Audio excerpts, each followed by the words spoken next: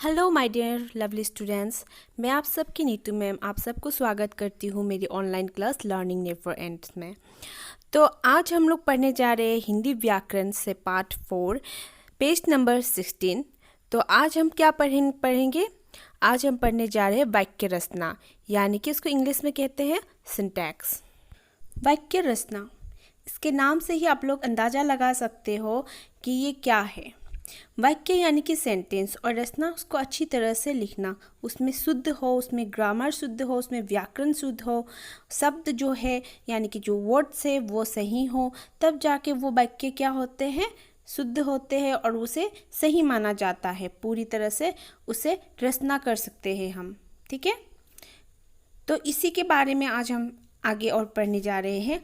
आप लोग अपने अपने किताब जो भी है आप निकालिए और मेरे साथ साथ मैं पढ़ती जाऊंगी, आप उसको देखते जाइए तो आप लोगों को समझ में आ जाएंगे। तो चलिए शुरू करते हैं क्लास। वाक्य क्या है? शब्दों का वो सार्थक समूह जिसका अर्थ स्पष्ट हो वो वाक्य कहलाता है। अर्थात जो भी शब्द आप वाक्य रचना में या फिर वाक्य में आप प्रयोग करते हैं वो सही हो, सबसे पहली बात, और उसमें से एक अर्थ निकल रहा हो या मीनिंग हो, एक कुछ कहना चाहता है वो वाक्य, और उसमें से वो मतलब हमें समझ में आ जाए कि वो क्या कहना चाह रहे हैं। ठीक है, तो इसीलिए कहा जो भी वहाँ पे शब्द प्रयोग हो रहे हैं उस वाक्य में, पहली बात वो सभी शब्द आपके सही होना चाहिए। ऊपर से उसके जो मतलब है वो अगर शब्दों को हम जोड़ ले अच्छी तरह से, तो जोड़ने के बाद जो मतलब निकालते हैं, जो मीनिंग होते हैं, जो अर्थ उसमें से निकल रहे हैं, वो भी हमें सही से पता हो, तो वो होता है वाक्य। तो उससे कहते हैं वाक्य। ठीक है, आपके यहाँ पे एग्जाम्पल दिए, जैसे उदाहरण दिए गए हैं। हमारा है पक्षी राष्ट्रीय मोर। ऊपर लिखा वाक्य पढ़ने में कुछ अटपटा सा लग रहा है, क्योंकि इस वाक्य में सब तो सही है परंतु उनका क्रम सही नहीं है, इसीलिए इसका अर्थ भी स्पष्ट नहीं हो रहा है। अंत हम इसे वाक्य नहीं कह सकते हैं। ये जो वाक्य है वो क्यों सही नहीं है? क्योंकि ये कुछ अटपटा सा है, यानी कि ये कह तो रहा है सही पर कुछ समझ में नहीं आ रहा है ना। इसके जो वर्ड्स है यानी कि जो शब्द है वो भी सही है, परंतु वो एक अच्छी तरह से रचना नहीं की गई है, उन्हें एक अच्छी तरह से उन शब्दों को मिलाया नहीं गया है। इसीलिए हमें ये कुछ सुनने में भी कुछ अजीब सा लग रहा है कि कह क्या रहा है, कुछ समझ में नहीं आ रहे है ना। तो इसीलिए ये वाक्य गलत है। समझ में आ गया? आप खुद घर पे कुछ शब्द जोड़ लीजिए और उसे कहने का कोशिश कीजिए। अगर वो आपको कुछ अटपटा सा लगे, कुछ समझ में नहीं आ रहे होंगे, तो वो गलत माना जाएंगे। अगर आप वही शब्द को अगर आप सही तरह से बोलोगे, तो उसे सही तरह से रचना करोगे, तो वो सही मानेंगे। तो आप घर पे प्रैक्टिस कीजिएगा इस तरह से। तो चलिए इसका सही कैसे होते हैं, ये वाक्य हम लिखने से सही कैसे लिखेंगे वो देख लेते हैं। हमारा राष्ट्रीय पक्षी मोर है, ये आपका सही वाक्य है। इसे सही तरह से, मतलब इस शब्दों को जो भी यहाँ पे प्रयोग किए गए उन शब्दों को यहाँ पे सही तरह से प्रयोग किए गए हैं, मतलब रचना की गई है।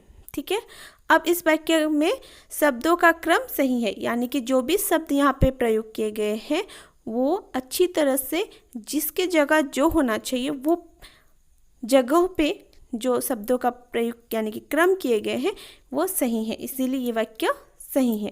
तथा अर्थ भी स्पष्ट हो रहे हैं, जो कहना चाहते हैं वो भी स्पष्ट हो रहे हैं, है ना। तो इसलिए वाक्य सही है। समझ गया वाक्य रचना क्या है, वाक्य क्या है? क्लियर? तो आगे हम लोग पढ़ते हैं अब वाक्य के भाग कितने होते हैं। पहली बात, वाक्य के 2 भाग होते हैं। ठीक है, याद रखिए, एक उद्देश्य और एक विधेय। उद्देश्य, उसके नाम से ही आपको अंदाज़ा मिल गया होगा उद्देश्य क्या है। उद्देश्य यानी कि लक्ष्य, एम, और उसे हिंदी व्याकरण में उद्देश्य कहते हैं और इंग्लिश में क्या कहेंगे, सब्जेक्ट कहते हैं।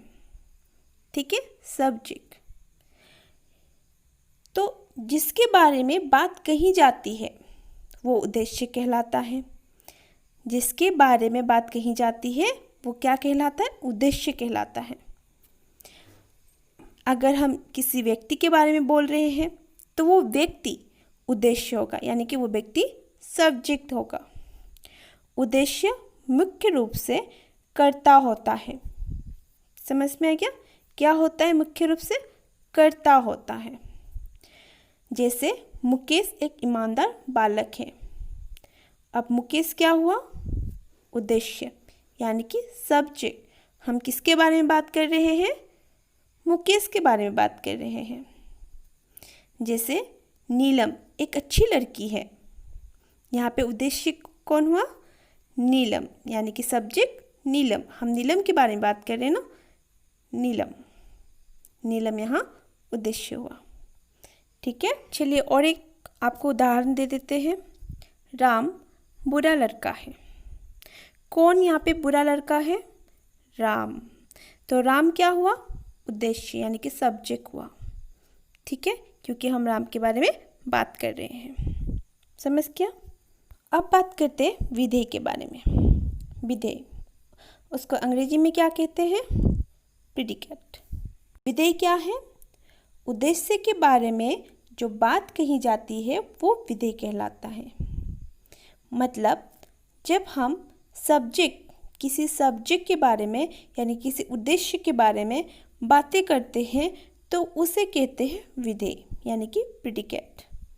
समझ गया? जैसे आपका यहाँ पे उदाहरण दिए गए हैं। एक मुकेश एक ईमानदार बालक है। मुकेश हुआ क्या? सब्जेक्ट, उद्देश्य। और मुकेश कैसा आदमी है, यानी कि कैसा बालक है? वो ईमानदार। तो एक ईमानदार बालक है, वो हुआ आपका यहाँ पे प्रेडिकेट, यानी कि विधेय। ठीक है, जैसे कि मैंने कहा था आप लोगों को, राम एक बुरा लड़का है। तो राम कैसा लड़का है? बुरा लड़का है। तो यहाँ क्या होगा? बुरा लड़का है, वो होगा विधेय। ठीक है, उसी तरह नीलम के बारे में मैंने एक उदाहरण दी थी, है ना। तो जब हम किसी के बारे में कहते हैं बुरा भला कुछ भी हो, वो कहना हम लोग का क्या होगा? विधेय। और हम किसके बारे में कह रहे हैं?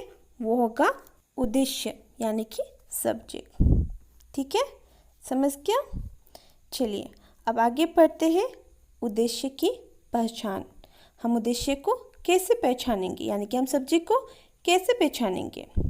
वाक्य में उद्देश्य की पहचान करने के लिए कौन या किसने लगाकर प्रश्न करें, जो उत्तर मिले वो उद्देश्य है। मैंने आप लोगों को कहा था आप लोगों को उद्देश्य की पहचान करना है, तो कौन ऐसा था, किसने ऐसा किया, ये अगर आप प्रश्न लगा लोगे तो आप आसानी से उद्देश्य कौन है वो आपको पता चल जाएंगे। ठीक है, आपको सब्जेक्ट ढूंढने में ज़्यादा प्रॉब्लम नहीं होगी। आपको कौन और किसने ये लगाना है सिर्फ। इसमें उदाहरण दिए गए हैं। मेघा ने कक्षा में कविता पढ़ी। किसने कक्षा में कविता पढ़ी? मेघा ने। किसने लगा के पूछा? तब हमें मिल गया उद्देश्य क्या है, यानी कि सब्जेक्ट क्या है? मेघा। ठीक उसी तरह किसान खेत में सिंचाई कर रहा है। कौन खेत में सिंचाई कर रहा है? किसान। अगर हम प्रश्न कर लिए खुद से तो हमें उसके उत्तर भी मिल गए। किसने किया ये काम? उसने किया। ठीक है, ठीक इसी तरह। समझ गया? आपको उद्देश्य ढूंढने में अब प्रॉब्लम नहीं होगी। यहाँ आपके उदाहरण में कौन कौन उद्देश्य है? एक है मेघा और एक किसान। ठीक है, वो दोनों क्या है? सब्जेक्ट है। ओके, तो उद्देश्य हो गया और विधेय भी हो गया हमारा, है ना। हमें इन दोनों के बारे में मालूम चल गई है कि उद्देश्य क्या है और विधेय क्या है। अब बात करते हैं वाक्य के भेदों के बारे में। वाक्य के भेदों को दो आधार पर बांटा गया है, एक रचना के आधार पर, एक अर्थ के आधार पर। एक रचना के आधार पर और एक अर्थ के आधार पर। इन दोनों को हम हमारे नेक्स्ट क्लास, यानी कि जो हमारे अगले क्लास है उसमें हम इसके बारे में पढ़ेंगे, ठीक है। क्योंकि वीडियो ज़्यादा लंबा हो जाए तो बच्चों को क्या होता है, इंटरेस्ट नहीं होता है सुनने में, है ना। तो इसीलिए हम इसके बारे में हम नेक्स्ट क्लास में डिस्कस करेंगे, ठीक है। तो आज हम लोगों ने क्या क्या पढ़ा, वाक्य क्या है, वाक्य के कितने भाग हैं, एक उद्देश्य, एक विधेय, इनके बारे में हम लोगों ने पढ़ा। अगर आपको इनमें से कुछ भी समझ में नहीं आ रहे होंगे तो मुझे पूछ सकते हो। और आज के लिए इतना ही, धन्यवाद। Childrens take cares and bye bye.